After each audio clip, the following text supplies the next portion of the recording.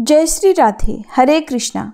हिंदू धर्म में जिस तरह से बहुत सारे देवी देवता हैं, उसी तरह से कई तरह के व्रत उपवास करने का भी विधान है। और इन सभी व्रतों में सबसे प्रमुख होता है एकादशी का व्रत। शास्त्रानुसार एकादशी का व्रत पुण्यों को बढ़ाने वाला और मनुष्यों द्वारा किए गए पाप कर्मों को नष्ट करने वाला सबसे श्रेष्ठ अति उत्तम व्रत है। और ये एकादशी का उपवास भगवान श्री हरि को समर्पित है। पूरे वर्ष भर में कुल 24 एकादशी व्रत होते हैं, लेकिन मलमास, अधिक मास, पुरुषोत्तम मास में इनकी संख्या 24 से बढ़कर 26 हो जाती है। एकादशी व्रत को लेकर आपके मन में अगर कोई भी प्रश्न हो तो आज की इस वीडियो के माध्यम से आपके प्रश्नों का उत्तर आपको मिलने वाला है। और आज के इस वीडियो में आप एकादशी व्रत की संपूर्ण जानकारी प्राप्त करेंगे, जैसे कि एकादशी व्रत प्रारंभ कैसे हुआ, कब से आप एकादशी का व्रत शुरू कर सकते हैं, अगर आप पहली बार व्रत प्रारंभ करना चाहते हैं तो किस तरह से एकादशी का व्रत करना चाहिए, एकादशी व्रत की विधि क्या है, कौन कौन से नियम हैं जिनका पालन आपको हर हाल में करना है, एकादशी व्रत में किस तरह का भोजन या किस तरह का फलाहार आप कर सकते हैं, क्या क्या चीज़ें एकादशी के व्रत में खाई जाती हैं और किन किन चीज़ों का त्याग किया जाता है, यानी कि कौन कौन सी चीज़ें खाई नहीं जाती हैं। इन सब के अलावा आप जानेंगे एकादशी व्रत के उद्यापन विधि और नियम के बारे में भी। श्री विष्णु पुराण में वर्णित एक कथा के अनुसार जब मुर नामक दैत्य के आतंक से सभी देवतागण त्रस्त हो गए थे, परेशान हो गए थे, तब देवताओं ने उस राक्षस का अंत करने की इच्छा से भगवान श्री विष्णु की शरण ली। और देवताओं के निवेदन पर विष्णु भगवान का मुर राक्षस के साथ कई दिनों तक युद्ध चलता रहा। भगवान विष्णु थक कर विश्राम करने के लिए बद्रीनाथ आश्रम की गुफा में चले गए। तब वह राक्षस भी भगवान विष्णु का पीछा करता हुआ बद्रिकाश्रम में ही पहुंच गया। उस दैत्य ने निद्रा में लीन श्री हरि को मारना चाहा। तभी भगवान के शरीर से एक देवी का जन्म हुआ और उस देवी ने असुर का वध कर दिया। तब देवी के इस कार्य से प्रसन्न होकर भगवान विष्णु ने उस देवी से कहा कि तुम्हारा जन्म मार्गशीर्ष मास की कृष्ण पक्ष की एकादशी तिथि को हुआ है, इसलिए तुम्हारा नाम एकादशी होगा। और आज से प्रत्येक एकादशी को मेरे साथ तुम्हारी भी पूजा होगी। इसी दिन से एकादशी व्रत का आरंभ माना जाता है और पहली एकादशी का व्रत उत्पन्ना एकादशी से, जो कि मार्गशीर्ष मास के कृष्ण पक्ष की एकादशी होती है, तब से शुरू होता है। किस दिन से आप एकादशी का व्रत शुरू कर सकते हैं, तो ये प्रश्न आपके मन में जरूर आता होगा।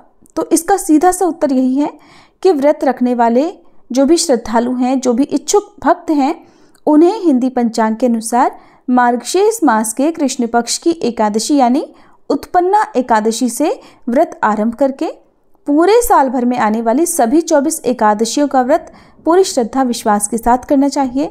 एकादशी एक देवी हैं जिन्हें 11 माता भी कहते हैं और जिनकी उत्पत्ति मार्गशीर्ष मास के कृष्ण पक्ष की एकादशी तिथि को भगवान श्री हरि द्वारा हुई थी। तो जब भी आप एकादशी का व्रत करते हैं तो साथ में एकादशी तिथि, एकादशी माता यानी 11 माता का ध्यान करें और उनकी कथा भी जरूर सुने। अधिकतर लोग केवल एकादशी व्रत की कथा ही पढ़ते या सुनते हैं और 11 माता की कथा पढ़ना या सुनना भूल जाते हैं, लेकिन आपको 11 माता की कथा भी हर एकादशी व्रत में जरूर सुनना चाहिए और पूजन भी करना चाहिए। किस तरह से एकादशी का व्रत किया जाता है, तो इसके लिए सृष्टि के पालनकर्ता भगवान विष्णु को अत्यंत प्रिय इस एकादशी का व्रत कोई भी कर सकता है। स्त्री हो, पुरुष हो, सुहागिन हो, विधवा हो, कुंवारी कन्याएं हो, कोई भी, जो भी भक्त मोक्ष प्राप्ति की इच्छा चाहते हो, अपने पापों का नाश चाहते हो, वो इस व्रत को सच्चे मन से रख सकते हैं। अक्सर लोग एकादशी व्रत में 24 तरह के जो नैवेद्य भगवान को अर्पित किए जाते हैं या उद्यापन के दिन जो नैवेद्य अर्पित किए जाते हैं 24 तरह के, वो कौन कौन से होते हैं, ये भी आज के इस वीडियो में आप जानेंगे। तो एकादशी का व्रत रखने वाले भक्तों को चाहिए कि एकादशी तिथि से एक दिन पहले यानी दशमी तिथि के दिन से ही एकादशी व्रत के नियमों का सख्ती से पालन करें। भोग विलास को त्याग कर गृहस्थ लोगों को पूर्ण ब्रह्मचर्य का पालन करना चाहिए और फिर दशमी तिथि से ही चावल या फिर चावल से बनी वस्तुओं का भी त्याग करना चाहिए। व्रत का आरंभ एकादशी के सूर्योदय से लेकर अगले दिन सूर्योदय तक चलता है। अगर इस बीच में व्रत रखने वाले भक्त नियमों के अलावा अन्न ग्रहण कर लेते हैं तो वह व्रत टूट जाता है, खंडित हो जाता है, अधूरा माना जाता है।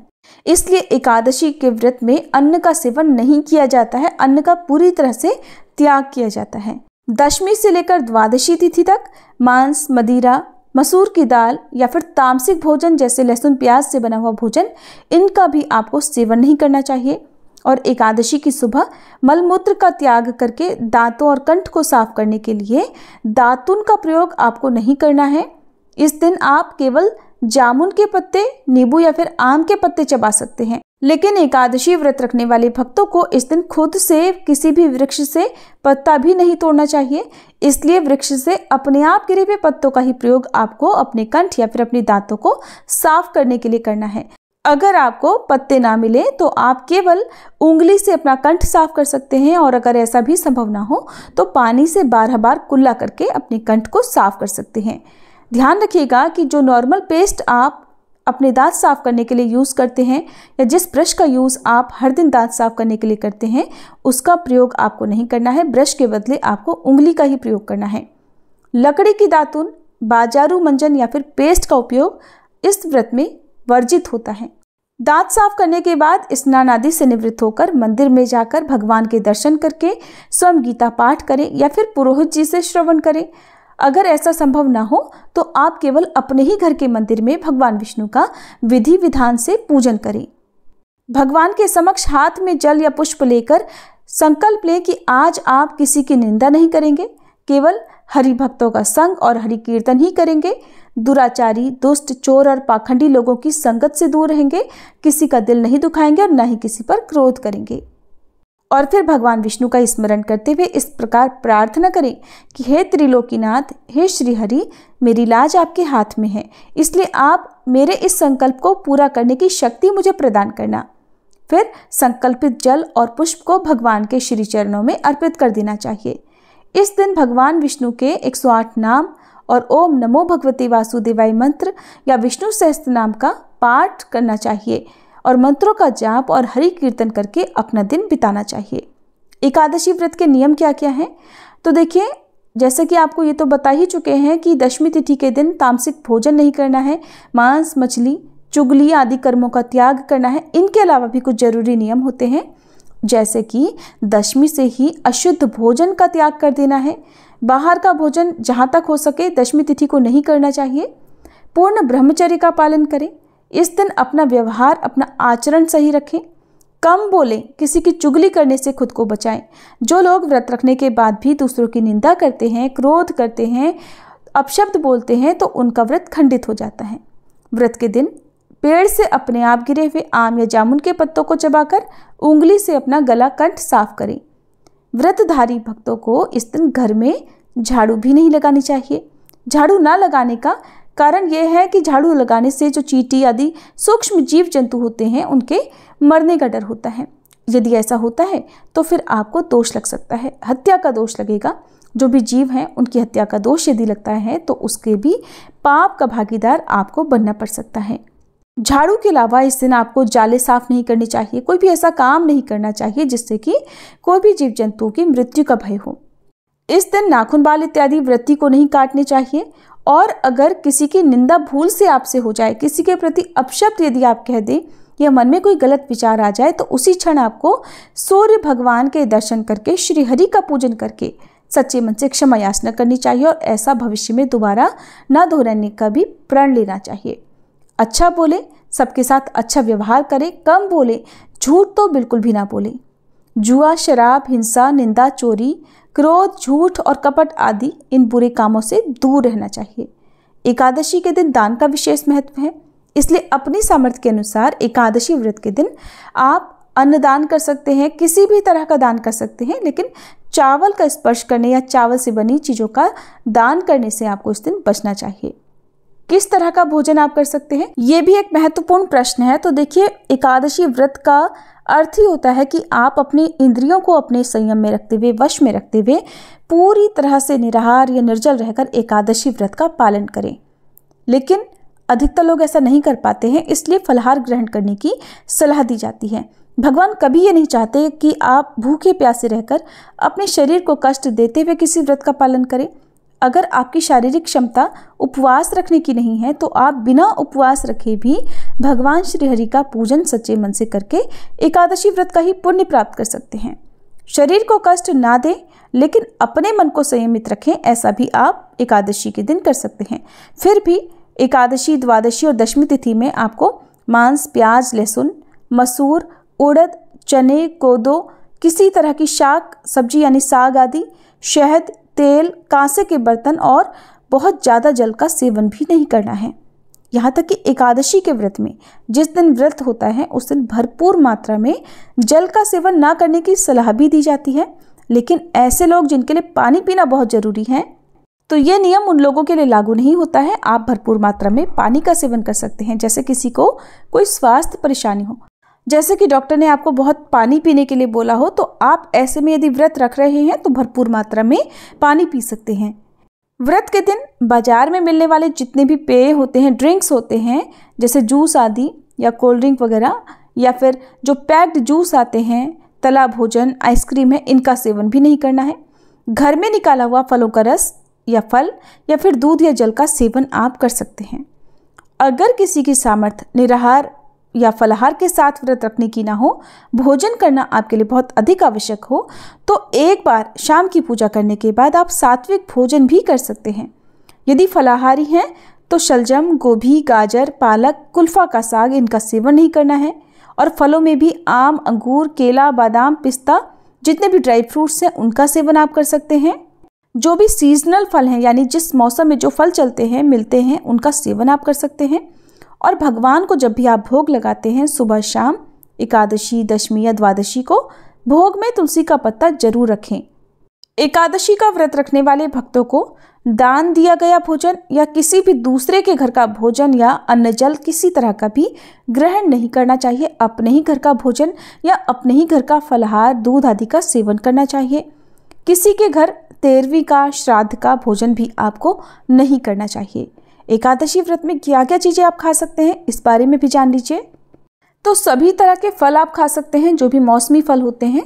इसके अलावा आप शक्कर, कुट्टू, आलू, साबूदाना, शकरकंद, हालांकि साबूदाने का सेवन करने के लिए बहुत से लोग मना भी करते हैं, क्योंकि इसको बनाने की जो प्रक्रिया है वो इतनी शुद्ध नहीं होती कि किसी भी व्रत में खाया जा सके। इसके बावजूद भी लोग साबूदाने का सेवन करते हैं। तो ये आपकी श्रद्धा पर निर्भर करता है कि आप साबूदाने का सेवन करना चाहते हैं या नहीं। शकरकंद का सेवन आप कर सकते हैं। जैतून, नारियल, दूध, सभी तरह के मेवे यानी ड्राई फ्रूट्स और उनके तेल का भी प्रयोग कर सकते हैं। अदरक, काली मिर्च और सेंधा नमक का सेवन भी इस व्रत में किया जा सकता है। क्या क्या चीज़ें नहीं खानी चाहिए, यानी जो वर्जित खाद्य पदार्थ हैं, वो हैं सभी तरह के अनाज, जैसे मैदा, चावल, बाजरा, जौ, उड़द, मसूर की दाल या आटा और उनसे बनी हुई कोई भी वस्तु, मटर, छोला, दाल और सभी तरह की सेम, उनसे बनी अन्य वस्तुएं भी नहीं खाई जाती हैं। बेकिंग पाउडर, सादा नमक, बेकिंग सोडा, कस्टर्ड, बाजार में मिलने वाली मिठाइयाँ और मसाले जैसे कि मेथी, हींग, सरसों, सौंफ, इलायची, इमली, लौंग और जायफल, इनका सेवन भी नहीं करना चाहिए। अगर एकादशी व्रत रखने वाले भक्तों के घर में इस दिन किसी संबंधी की मृत्यु हो जाए तो व्रत रखकर उस व्रत का फल संकल्प करके मृतक को दे देना चाहिए। हर जीव को प्रभु का अंश समझकर किसी के साथ हिंसा या छल कपट नहीं करना चाहिए। अगर इस दिन आपका कोई अपमान भी कर दे तब भी आपको क्रोध नहीं करना है। शांत रहते हुए, संयम के साथ, दया का भाव दिखाते हुए उस व्यक्ति को क्षमा कर देना चाहिए और इस विधि से व्रत करने पर उत्तम फल की प्राप्ति होती है। एकादशी के व्रत में सुबह और शाम दोनों ही समय भगवान का पूजन करना चाहिए। अपने घर में पूजन करने के अलावा यदि आसपास भगवान विष्णु का मंदिर हो तो वहाँ पर भी आपको पूजा करनी चाहिए। हर एकादशी व्रत में भगवान विष्णु के अवतारों की पूजा की जाती है, तो आपको उन अवतारों की पूजा करके कथा का श्रवण भी जरूर करना चाहिए। यदि दोनों समय आपके पास कथा सुनने का समय हो तो दोनों समय कथा सुने, नहीं तो एक समय तो आपको सुनना ही चाहिए। तुलसी जी की पूजा आपको एकादशी में सुबह और शाम दोनों ही समय करनी है। ध्यान रखिएगा कि एकादशी के दिन तुलसी जी के पौधे में जल अर्पित नहीं किया जाता है, तो आप सुबह और शाम केवल दीप जलाएं। यदि सुबह के समय आप तुलसी के पौधे में दीपक जला रहे हैं तो सूर्योदय से पहले अंधेरे अंधेरे में आपको दीप जलाना है। हाथ जोड़कर परिक्रमा करनी है और यदि आप सुबह दीपक नहीं जला पाते हैं तो शाम की पूजा करते समय आप तुलसी जी के पौधे में एक घी का दीपक जलाएं और 3 बार परिक्रमा करते हुए ओम सुभद्राय नमः इस मंत्र का जाप करें। तुलसी जी की पूजा हर एकादशी व्रत में की जाती है। स्पर्श या फिर जल अर्पित नहीं किया जाता है। लोगों के मन में यही डाउट रहता है कि जब एकादशी के दिन तुलसी जी में जल नहीं चढ़ाते हैं तो फिर पूजा भी नहीं करनी चाहिए, जबकि ऐसा नहीं है, आपको पूजा जरूर करनी है। कई बार ऐसा होता है कि एकादशी व्रत से एक दिन पहले रविवार का दिन पड़ता है और रविवार का दिन होने के कारण आपको इस बात का ध्यान रखना है कि जो तुलसी के पत्ते हैं वो रविवार को नहीं तोड़े जाते हैं। रविवार के दिन जल भी नहीं चढ़ाया जाता है तुलसी जी में, और एकादशी के दिन तो नहीं चढ़ाया जाता है। तो इस तरह से लगातार एक तो आप तुलसी जी को जल नहीं दे पाएंगे, तो इसके लिए आप तुलसी जी के पौधे को छांव में रख सकते हैं। शनिवार को आप सुबह और शाम सूर्यास्त से पहले पहले तुलसी जी के पौधे में ठीक से जल डाल सकते हैं, ताकि जो जल है तुलसी जी के पौधे का वो सूखे ना। छांव में रखने के अलावा आप तुलसी जी के पौधे के जड़ में कुछ ऐसी चीज़ें जैसे नारियल का जो छिलका आता है वो रख सकते हैं, ताकि जो तुलसी जी के पौधे में नमी है वो बनी रहे और जल्दी से तुलसी जी ना सूखें। और ऐसी स्थिति में आपको शनिवार को या शुक्रवार को ही तुलसी के पत्ते भी तोड़ कर रख लेने चाहिए। कई बार लोग यही प्रश्न करते हैं कि रविवार का दिन था, हमने एकादशी का व्रत रखना है, सोमवार को एकादशी का व्रत है, हम भूल गए हैं तुलसी के पत्ते तोड़ना, तो हम क्या करें। तो ऐसी स्थिति में आप तुलसी के अपने आप गिरे हुए पत्ते भी भगवान के भोग में समर्पित कर सकते हैं। तब पत्तों को धोकर आपको उन्हें भोग में अर्पित करना चाहिए। वैसे भी तुलसी जी के पत्ते 1 हफ्ते तक बासी नहीं माने जाते हैं, तो आप पहले से भी तुलसी के पत्ते तोड़ कर रख लेते हैं तो वो भी आप भोग में लगा सकते हैं। एकादशी का व्रत अगले दिन द्वादशी तिथि को सूर्योदय के बाद खोला जाता है, और हरिवासर का जो समय होता है उस समय व्रत नहीं खोलना चाहिए। कभी कभी ऐसा होता है कि एकादशी की तिथि 2 दिन पड़ती है, तो लोगों में ये भी बहुत बड़ा कन्फ्यूज़न होता है कि हमें व्रत किस दिन रखना चाहिए। तो वैसे तो हमारे चैनल पर आपको हर एकादशी व्रत की तिथि और शुभ मुहूर्त की जानकारी हर बार दी जाती है, बहुत दिन पहले से ही आपको बता दिया जाता है। तो इन वीडियोस को तो आप हमारे चैनल पर जरूर देखा करें। और हरिवासर के समय में व्रत नहीं खोलना है, इस बात को आप हमेशा ध्यान में रखिएगा। जो लोग हरिवासर के समय व्रत खोलते हैं उनका व्रत अधूरा रहता है, भगवान स्वीकार नहीं करते हैं। जो भी माताएं बहनें एकादशी का व्रत रखती हैं उन्हें इस दिन सिर धुलकर स्नान नहीं करना चाहिए, यानी आपको सिर के बाल नहीं धुलने चाहिए। यदि एकादशी व्रत में आपको पीरियड्स हो जाएं, आप पहले से एकादशी का व्रत रखते आ रहे हैं, तो आपको केवल खुद से पूजा नहीं करनी है, किसी पूजन सामग्री को स्पर्श नहीं करना है, और उपवास आपको रखना है। उपवास आपको बीच में नहीं तोड़ना है। आप अपनी पूजा किसी और के माध्यम से करा सकते हैं, नहीं तो मोबाइल के माध्यम से आप पूरी पूजा विधि मानसिक रूप से भी कर सकते हैं, जैसे मंत्रों का जाप करके, मन से ही दीप जलाने का भाव करके कथा का श्रवण भी कर सकते हैं। व्रत आपको बीच में नहीं तोड़ना चाहिए। अब जानते हैं उद्यापन विधि के बारे में। व्रत एक तपस्या है, तो उद्यापन उसकी पूर्णता होती है। किसी भी व्रत का उद्यापन करना जरूरी होता है। कुछ ऐसे ही व्रत होते हैं जिनका उद्यापन नहीं किया जाता, यानी कि जब तक जीवन रहता है तब तक उन व्रतों का पालन किया जाता है। उद्यापन साल भर में 1 बार किया जाता है, और उद्यापन के अंग हैं व्रत, पूजन, जागरण, हवन, दान, ब्राह्मण भोजन और पारण। अगर किसी ने पूरे साल भर के 24 एकादशी व्रत कर लिए हों तो वो फिर उसका उद्यापन भी कर सकते हैं। कुछ लोग सभी 24 एकादशी व्रत ना करके केवल 12 एकादशी व्रत रखते हैं, यानी केवल शुक्ल पक्ष के या केवल कृष्ण पक्ष के, तो उन्हें भी उद्यापन कर लेना चाहिए। दोनों पक्षों के व्रत जब भी आपने रखे हों, चाहे वो केवल शुक्ल पक्ष के हों या फिर सभी 24 एकादशी हों, तो उनका उद्यापन आप किसी भी पक्ष की एकादशी को कर सकते हैं, लेकिन ध्यान रखिएगा चौमासे में यानी चातुर्मास में एकादशी का उद्यापन नहीं करना चाहिए। और शास्त्रों के अनुसार एकादशी उद्यापन 2 दिन का कार्यक्रम होता है।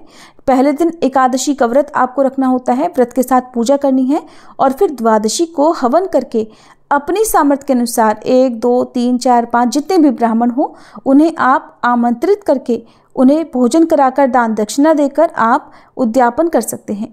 प्राचीन महाभारत काल में एकादशी उद्यापन की विधि के विषय में पूछते हुए धर्मराज युधिष्ठिर ने कहा कि हे कृपानिधि, एकादशी व्रत का उद्यापन कैसे करना चाहिए, इसकी क्या विधि है, आप कृपया करके मुझे उपदेश दीजिए। तब भगवान श्री कृष्ण ने कहा कि हे पांडव श्रेष्ठ, उद्यापन के बिना कष्ट से किए हुए व्रत भी निष्फल हो जाते हैं, सो तुम्हें उसकी विधि बताता हूँ। देवताओं के प्रबोध समय में ही एकादशी का उद्यापन करें। खास तौर पर मार्गशीर्ष के महीने में, माघ मास में या भीम तिथि यानी माघ शुक्ल एकादशी के दिन उद्यापन करना चाहिए। भगवान के इस प्रकार कहने से तात्पर्य है कि चातुर्मास यानी आषाढ़ शुक्ल एकादशी से लेकर कार्तिक कृष्ण एकादशी में उद्यापन नहीं करना चाहिए। उद्यापन की सभी सामग्री समय से एकत्रित कर लें ताकि पूजा में कोई बाधा ना हो। और एकादशी की सामग्री है तुलसी दल, मंजरी, तुलसी पत्र, फूल, धूप, गंगाजल, पंचामृत, आचमन पात्र, आचमनी, कलश, शंख, अर्घ्य, भगवान के लिए वस्त्र, जनेऊ, फूल माला, रुद्राक्ष माला, कलश के लिए 1.25 मीटर काला सफेद वस्त्र, 5 कटोरे जिसमें से 1 कलश के लिए, और गणेश मात्र का दुर्गा क्षेत्रपाल के लिए 4 कटोरे, लक्ष्मी जी, भगवान विष्णु जी की मूर्ति, चाहे तो धातु की मूर्ति हो, सोने चांदी की या मिट्टी की, गणेश जी और दुर्गा जी की मूर्ति, या फिर पूगी फल यानी सुपारी ले लीजिए जिसमें आप मौली का लवा बांधकर भगवान का भाव करके उन्हें चौकी पर विराजित कर सकते हैं। चंदन पाउडर, रोली, कुमकुम, धूप, दीप, फल और दक्षिणा, पान के पत्ते, लौंग, इलायची, सुपारी, रुई की बत्ती, घी की बत्ती, दीपक। मुख्य आरती करने के लिए 2 दीपक की आपको आवश्यकता होगी, एक तो आप जलाकर रखेंगे, दूसरा आरती करने के लिए माचिस, कपूर। दक्षिणा आचार्य के लिए, आचार्य को देने के लिए धोती, अंगूछा। क्षेत्रपाल के लिए गुड़, उड़द, लौंग, 16 मात्रिका यानी षोडश मात्रिका। गणेश जी को नैवेद्य लगाने के लिए मोदक, बताशे, इलायची और या फिर आप लड्डू भी रख सकते हैं। वेदी के लिए साफ मिट्टी, बालू। सर्वतोभद्र और अष्टदल कमल बनाने के लिए अबीर आदि रंग या फिर रोली, आटे, तिल, हल्दी से बना सकते हैं। दालों से भी आप सर्वतोभद्र मंडल बना सकते हैं। अब जाने 24 नैवेद्य कौन कौन से हैं जो आज के दिन आपको रखनी चाहिए। पहला मोदक, दूसरा गुड़, तीसरा आटे का या सूजी, चीनी को घी में भूनकर बना हुआ प्रसाद चूर्ण जो होता है, चौथा घी और गुड़ मिले आटे की पूरी, पांचवा मंडक यानी रोटी, चाहे तो घी, दूध, चीनी में आटा गूंथकर मीठी रोटियां बना सकते हैं।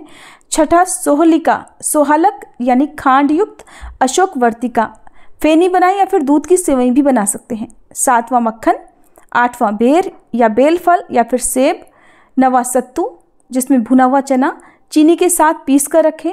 10वां बड़े, भीगे हुए उड़द को पीस कर उससे बड़े जो बनाए जाते हैं वो आप रखें, जिसमें हल्दी, धनिया, अजवाइन, नमक डालकर उन्हें तलकर गोल पकौड़ी जैसा बना लें। 11वां खीर, 12वां दूध, 13वां शाली यानी उबला हुआ चावल, अगर बासमती हो तो ज़्यादा अच्छा है। 14वां दही और चावल। 15वां इंडरीक यानी इडली, जिसमें आप सूजी, दही, 1 चम्मच तेल और नमक डालकर घोल तैयार कर लें और इस इडली घोल को 20 मिनट तक ढककर रखें। इडली स्टैंड हो तो ठीक है, नहीं तो एक बड़े बर्तन को गैस पर रखने के बाद उसमें थोड़ा पानी लें जिसमें 2 कटोरी रखें, उसके ऊपर 2 छोटी प्लेट रखकर उसके ऊपर 2 कटोरियों में इडली का घोल भरकर रख दें। बर्तन को अच्छे से ढककर 8-10 मिनट तक भाप में पकने दें। फिर इन इडलियों का भोग भी भगवान को लगाया जा सकता है। 16वां आटे की पूरियाँ।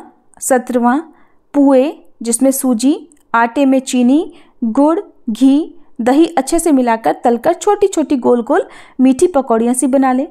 अगर आपको पुए बनाने आते हैं तो बहुत अच्छी बात है। 18वां गुड़ के लड्डू। 19वां शक्कर सहित तिलपिष्ट यानी साफ तिल चीनी के साथ पीसकर थोड़ा भूनकर कटोरी में रख लें। 20वां कणवेष्ट यानी आटा, चीनी, दूध, घी मिलाकर गूंथ लें। इसकी लोई बनाकर रोटी की तरह बेल लें और फिर चाकू से पतली सी पट्टियां काट लें। हर एक पट्टी को उंगली की सहायता से कान के कुंडल जैसा गोल बना लें। इन गोल आकृतियों को तलने के बाद नैवेद्य के रूप में रख लें। 21वां शालीपिष्ट यानी चावल, अगर बासमती है तो बहुत अच्छी बात है, तो चावल के आटे को घी में भूनकर उसमें चीनी मिलाकर प्रसाद तैयार कर लें। 22वां केला। 23वां घी युक्त मुद्रपिष्ट यानी मिक्सी में मूंग दाल का आटा बना लें या फिर मूंग भिगोकर पीसकर उसमें घी और चीनी डालकर पका लें यानी मूंग की दाल का हलवा बना लें। 24वां गुड़ मिला हुआ उबला भात यानी चावल। ये 24 नैवेद्य हैं जो द्वादशी तिथि के दिन आपको उद्यापन करते समय भगवान को भोग में समर्पित करने होते हैं। द्वादशी के लिए आपको हवन के लिए चाहिए घी। घी ज़्यादा ना हो तो घी के समाप्त होने के बाद तिल के तेल से भी हवन किया जा सकता है, हवन पूरा किया जा सकता है। खीर, आहुति देते समय खीर अधिक मात्रा में होनी चाहिए। आहुतियाँ गिनकर हिसाब से बना लें, नहीं तो तिल, जौ आदि हवन सामग्री से भी आप खीर के अभाव में आहुति दे सकते हैं। हवन करने के लिए काले सफ़ेद तिल, जौ, चावल और हवन सामग्री, गोबर, गौमूत्र, पानी, कपूर, रुई की बत्ती, माचिस, फूल, कुशा या दूब, पवित्री यानी जिसमें 2 कुश और दूर्वा को एक साथ बांधकर एक पवित्री बनाते हैं। समिधा के लिए छोटी सूखी पतली लकड़ियां, आम, पीपल आदि वृक्ष की लेकिन कांटेदार पेड़ की ना हो और सूखी हो, गीली या फिर हरी ताजी ना हो। हवन कुंड या फिर हवन कुंड ना हो तो ईंट लगाकर मिट्टी या रेत से भी वेदी बना सकते हैं। प्रणीता पात्र और प्रापण पात्र न हो तो 2 कटोरे भी ले सकते हैं। श्रुव ना हो तो खीर होम करने के लिए चम्मच ले लें। घी होम करने के लिए आम पीपल की पत्ती ले लें। तिलक के लिए रोली, आचार्य या फिर ब्राह्मण देवता को दान करने के लिए अन्न, वस्त्र, धोती, अंगोछा, टोपी का कपड़ा, कंघी, अंगूठी, छल्ले, जूते, चप्पल, दक्षिणा। आचार्य पत्नी को भी अगर आपने बुलाया है, उन्हें आमंत्रित किया है तो साड़ी, बिंदी अपनी इच्छा अनुसार, अपनी सामर्थ्य के अनुसार दे सकते हैं। आचार्य को या फिर सबको फल, अन्न जिसमें साबुत दाल या चावल आदि आप दे सकते हैं, मिठाई दे सकते हैं। पीतल, तांबे या फिर मिट्टी से बने हुए कलश और भगवान विष्णु की मूर्ति को भी दान में देने का महत्व है। इसके अलावा सबके लिए समय से भोजन भी आप तैयार करवा लें। भोजन सात्विक होना चाहिए। भगवान आगे कहते हैं कि हे युधिष्ठिर, अब उद्यापन की विधि को मैं कहता हूँ। यदि सामर्थ्यवान मनुष्य श्रद्धा से 1000 स्वर्ण मुद्रा दान दे और असमर्थ व्यक्ति 1 कौड़ी भी अगर श्रद्धा से दान दे दे तो उन दोनों का फल एक समान ही होता है। दान विधि में जितना बताया है, यदि धन संपन्न व्यक्ति हो, समर्थ हो तो 2 गुना दान दे। यदि अशक्त हो तो मनुष्य उससे आधा भी दान देता है तो वह भी दान का पूरा फल प्राप्त करता है। स्वर्ण मुद्रा प्राचीन समय में प्रचलित थी, वर्तमान समय में रुपया प्रचलन में है, इसलिए व्रती को अपनी जैसी सामर्थ्य हो उस अनुसार रुपये का या फिर उपयोगी वस्तुओं का दान करना चाहिए। विधान के अनुसार अगर हवन करने में असमर्थ हो तो उसके लिए भी अलग से पंडित जी को दक्षिणा दान में दे देनी चाहिए। एकादशी उद्यापन की शास्त्रोक्त विधि है। दशमी तिथि के दिन एक समय भोजन करें। इस दिन मंदिर साफ करके पूजा की आवश्यक सामग्रियां खरीद कर लाएं। आचार्य वरण के लिए दशमी तिथि की शाम को गुरुजी या पंडित जी के घर जाएं, उन्हें निमंत्रण देकर आएं। रात्रि को दांत साफ करके भगवान के आगे नियम करें कि मैं एकादशी को निराहार रहकर द्वादशी तिथि को भोजन करूंगा। हे पुंडरीकाक्ष भगवान, मैं आपकी शरण में हूँ। इसके बाद आप सो जाएं। एकादशी तिथि को आपको क्या करना है, इसके लिए धर्मराज युधिष्ठिर से भगवान श्री कृष्ण कहते हैं, हे युधिष्ठिर, एकादशी को प्रातःकाल सावधान मन से स्नान आदि करके पाखंडी और पतित नास्तिक लोगों से दूर रहें। फिर नदी, तालाब आदि के शुद्ध जल में या घर पर ही शुद्ध जल में मंत्र पूर्वक या भगवान का नाम स्मरण करते हुए स्नान करके पितरों को तर्पण दें, जिसमें पितरों के नाम से जलांजलि दी जाती है। फिर पूजा की सारी सामग्री इकट्ठी कर लें, 24 नैवेद्य बना लें या फिर बनवा लें और अब आचार्य, गुरुजी या पंडित जी को बुलाएं। संभव हो तो उनकी पत्नी सहित बुलाएं। आचार्य शांत, सर्वगुण संपन्न, सदाचारी, वेद वेदांगों को जानने वाले हों या फिर किसी पूजा पाठ के जानकार व्यक्ति को या किसी योग्य व्यक्ति को, धार्मिक व्यक्ति को पुरोहित आचार्य बनाकर या किसी वैष्णव को पुरोहित बनाकर पूजा स्थल पर उन्हें बुला लें। अब आसन देकर सम्मान सहित उन्हें बिठाएं और उनको प्रणाम करके नमस्कार करके प्रार्थना करें। व्रती को आचार्य को तिलक करना चाहिए। पुष्प चढ़ाने के बाद उन्हें वस्त्र, धोती, अंगोछा दान देकर कहना चाहिए कि हे आचार्य, मेरा यह हरिवासर से संबंध रखने वाला व्रत जिस तरह संपूर्ण हो ऐसा उपाय कीजिए। सबसे पहले गणेश भगवान जी का स्मरण करके संकल्प लें। हाथ में जल, पुष्प, तिल लेकर संकल्प लेना है, जिसमें आपको अपना नाम, अपने शहर का, अपने कुल गोत्र का, जो भी ऋतु है, जो मास है, जो पक्ष है, उसका नाम लेकर आपको संकल्प लेना है और इस प्रकार से कहना है कि हे गणपति भगवान, हे श्री हरि, आज मैं अपने द्वारा रखे गए एकादशी व्रत का उद्यापन करने जा रही हूँ। व्रत का भंग ना हो जाए इस कारण मैं गणपति पूजन, आचार्य वरण पूर्वक पुण्याहवाचन भी करूँगा या करवाऊँगा। संकल्प के पीछे ऐसा भाव होना चाहिए। अब अपने सामने गणेश जी और दुर्गा जी की मूर्ति या तस्वीर को रख दें। जिनकी मूर्ति ना हो तो मूर्ति की जगह कटोरी में सुपारी रखें या फिर आप सुपारी की जगह केवल स्वास्तिक बनाकर भी पूजा कर सकते हैं। फिर धूप दीप जलाकर सभी देवी देवताओं को तिलक लगाकर उन्हें वस्त्र, जनेऊ अर्पित करने के साथ ही आप पंडित जी के द्वारा मंत्रोच्चार करके भगवान विष्णु के 108 नामों के साथ ही हवन करें। फिर जो 24 नैवेद्य आपको बताए गए हैं, उन सभी नैवेद्यों को आप एक साथ भगवान को भोग में अर्पित करें। हर नैवेद्य में तुलसी जी का एक पत्ता या तुलसी जी की मंजरी भी रखें। हवन करने के बाद सच्चे मन से क्षमा मांगे और इसके बाद आप भगवान विष्णु पर जल अर्पित करके भगवान को नमस्कार करें। आचार्य को दक्षिणा देकर उन्हें सात्विक भोजन कराकर उन्हें विदा करें। इस प्रकार से एकादशी उद्यापन का श्री विष्णु पूजन संपन्न होता है। जो 24 नैवेद्य आपने बनाकर रखे हैं उनमें से थोड़ा थोड़ा आपको जो भी आचार्य हैं, पंडित जी हैं, उन्हें भी देना चाहिए। प्रसाद रूप में सभी लोगों में बांटकर खुद भी ग्रहण करना चाहिए। यदि आप मूर्ति दान में देना चाहते हैं तो मूर्ति भी आचार्य को कुछ दक्षिणा के साथ में दे देना चाहिए। जिस चौकी पर आपने भगवान का पूजन किया है उस चौकी को अभी तुरंत विसर्जित नहीं करना चाहिए। मूर्ति को या जो भी पूजन सामग्री है वहीं पर रहने देना चाहिए और स्वयं भी इस दिन तुलसी जी का पत्ता मुख में रखकर उसके बाद प्रसाद ग्रहण करके कुछ देर के बाद सात्विक भोजन कर सकते हैं। चौकी आदि या जो भी पूजन सामग्री है वो आपको शाम की पूजा करने से पहले यानी सूर्यास्त से पहले तक हटा लेनी चाहिए। जिन चीज़ों का विसर्जन किया जाता हो जैसे जो भी पुष्प हैं, अक्षत आदि हैं, तो उनका विसर्जन आपको कर देना चाहिए। जिन लोगों की सामर्थ्य अपने यहाँ पर आचार्य को बुलाकर हवन करने की नहीं है वे आज के दिन उद्यापन करते समय काला सफ़ेद 1.25 मीटर कपड़ा लेकर काले सफ़ेद तिल देकर जो भी आचार्य हैं उन्हें कुछ दक्षिणा देकर व्रत का उद्यापन करना चाहिए। आचार्य को आप सात्विक भोजन दे सकते हैं या फलाहार या मौसमी फल मिठाइयाँ देकर उनके पैर छूकर उनका आशीर्वाद लें और भगवान से भी सच्चे मन से क्षमा मांगे और इस प्रकार से आप संकल्प लेकर कह दें कि आज आपने एकादशी व्रतों का उद्यापन किया है। हे श्री हरि, हे प्रभु, मेरे द्वारा रखे गए उपवासों को आप स्वीकार कीजिएगा और इन व्रतों को रखने में यदि मुझसे कोई पाप हो गया हो, कोई गलती हो गई हो तो उसके लिए आप मुझे अपनी संतान समझकर क्षमा कर दीजिएगा। इस तरह से आप बहुत ही सरल और आसान विधि से उद्यापन कर सकते हैं। उम्मीद करती हूँ आज की ये वीडियो, ये जानकारी आपको पसंद आई होगी। अगर अच्छी लगी हो तो वीडियो को लाइक जरूर कीजिएगा।